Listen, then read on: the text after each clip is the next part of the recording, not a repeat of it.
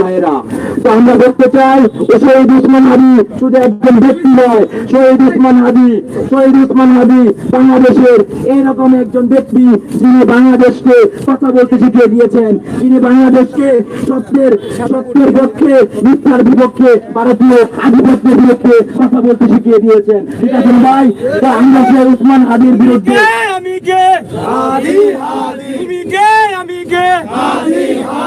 যুগে লড়ে যাব, যুগে লড়ে যাব।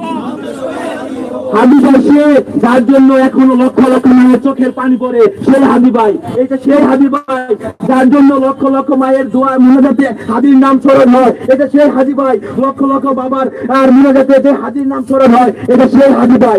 আপনারা আমাদেরকে হাদি ভাইকে ভুলিয়ে দিতে যাচ্ছেন। আমরা হাদিকে বলবো না, হাদিকে বাংলার প্রজন্ম ঘরে ঘরে বরণ করবে, ঘরে ঘরে হাদি ধর্ম হবে। বাংলার প্রত্যেকটা আনাচে কানাচে শুধু হাদি আর হাদি উচ্চারণ হবে। এই হাদিকে বাংলার বুক থেকে কোন